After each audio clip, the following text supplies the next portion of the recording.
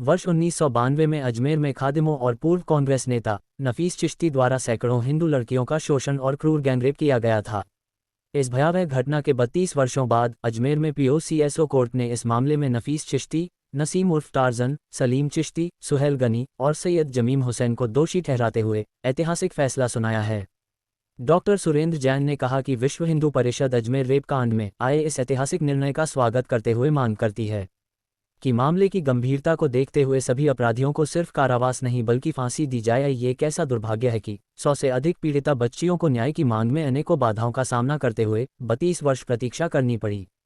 इस न्याय की यात्रा ने विभिन्न अदालतों जिसमें high court, fast track court, supreme court और पीओसीएसओ कोर्ट में कई मोड़ लिए, लेकिन आखिरकार सत्य की विजय हुई और हमारी हिंदू बेटियों के विरुद्ध किए गए क्रूर अत्याचारों की सजा तो मिली, किंतु अभी यह अधूरी है, फांसी जरूरी है। डॉक्टर सुरेंद्र जैन ने कहा कि अब समय आ गया है कि अजमेर दरगाह शरीफ का काला इतिहास भी सबके सामने आए। यहाँ ये बताना जरूरी है कि सलमान चिश्ती भी केवल शरीयत और अपने गुरु मोइनुद्दीन चिश्ती की शिक्षाओं का ही पालन कर रहे थे, जिनकी दरगाह पर वे खादिम के रूप में कार्य करते थे। उन्होंने हिंदुओं के खिलाफ कई अत्याचार किए और विभिन्न हिंदू मंदिरों को तोड़ दिया, जो हिंदुओं के लिए धर्म का प्रतीक थे। ये भी एक स्थापित तथ्य है कि कई बलात्कारी कांग्रेस के पदाधिकारी भी रहे हैं। यह कोई छिपी हुई बात नहीं है कि खादिम परिवार अतीत में भी विवादों में रहा है। हमें यह नहीं भूलना चाहिए कि हिंदू दर्जी कन्हैयालाल की निर्मम हत्या के बाद अजमेर दरगाह के खादिम गौहर चिश्ती ने इस घटना के एक आरोपी रियाज अत्तारी से मुलाकात की थी।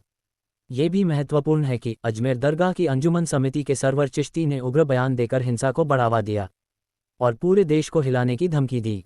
डॉक्टर सुरेंद्र जैन ने कहा कि विश्व हिंदू परिषद समय समय पर देश को हिंदुओं पर हो रहे अत्याचारों और उत्पीड़न के बारे में सचेत करता रहा है। आगे सुनिए विश्व हिंदू परिषद से डॉक्टर सुरेंद्र जैन व भाजपा के राष्ट्रीय प्रवक्ता प्रेम शुक्ला ने इस पर कोर्ट के फैसले पर क्या कहा। अजमेर बलात्कार कांड में जिस तरह से रेप जिहादियों और कांग्रेसियों का गठबंधन बेपर्दा हुआ है, 100 से अधिक अबोध बालिकाओं के साथ बलात्कार और उनका ब्लैकमेल अजमेर के शैतान खादिम कर रहे थे और उन खादिमों को बचाने का कुकर्म कांग्रेस की विविध सरकारों ने किया। बलात्कारियों को सजा दिलाने की बजाय कांग्रेस की सरकारें मुस्लिम तुष्टीकरण के फिराक में लगातार ऐसे बलात्कारियों को क्लीन चिट दिलाती रहीं। जिस तरह से बलात्कारियों को संरक्षण देने का काम लड़की हूँ लड़ सकती हूँ का नारा देने वाले की गॉडमदर के कार्यकाल में हुआ, उससे यह सिद्ध होता है कि इंडी अलायंस कोई लोकतांत्रिक अलायंस होने की बजाय बलात्कारी बचाओ अलायंस के रूप में काम कर रहा है। 32 साल पहले अजमेर के अंदर सैकड़ों हिंदू लड़कियों के साथ ब्लैकमेल करके बलात्कार करने की घटना हुई। वे बलात्कारी दरगाह शरीफ के साथ जुड़े हैं, खादिम परिवार से जुड़े हैं और कांग्रेस के साथ भी जुड़े हैं। उन्होंने जिस प्रकार की एक दुर्दांत अपराध किया था, यह सजा पर्याप्त नहीं है।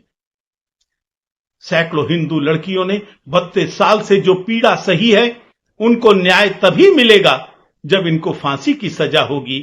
हम राज्य सरकार से अपील करते हैं, वे उच्च न्यायालय में जाएं, अपील करें इसके विरोध में और उनको फांसी की सजा दिलवाएं। अजमेर की दरगाह शरीफ का इतिहास बहुत विवादास्पद रहा है, हिंदू विरोधी रहा है, राष्ट्र विरोधी रहा है।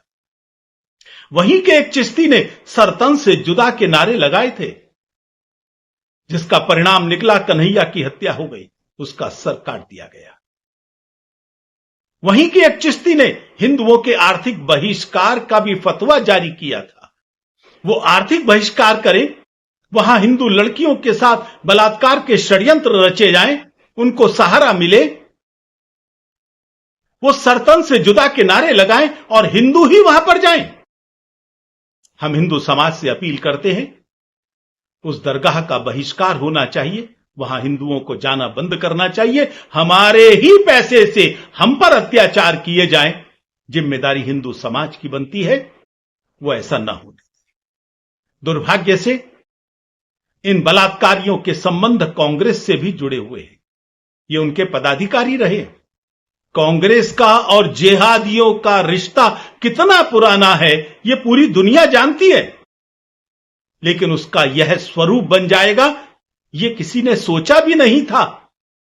एक लंबी सूची है इस बात के लिए जहां बलात्कारियों का संबंध, जिहादियों का संबंध कांग्रेस के साथ मिलता है और वो उनके नेता या उनके खड़े किए गए वकील इनको बचाने के लिए आते हैं। इस षड्यंत्र का और दरगाह शरीफ में किए जाने वाले अपराधों का और चिश्ती के इतिहास का पर्दाफाश होना चाहिए। समाज के सामने ये तथ्य आने चाहिए और विश्व हिंदू परिषद बहुत शीघ्र इन तथ्यों को सामने लाएगी। जन जन की आवाज की रिपोर्ट।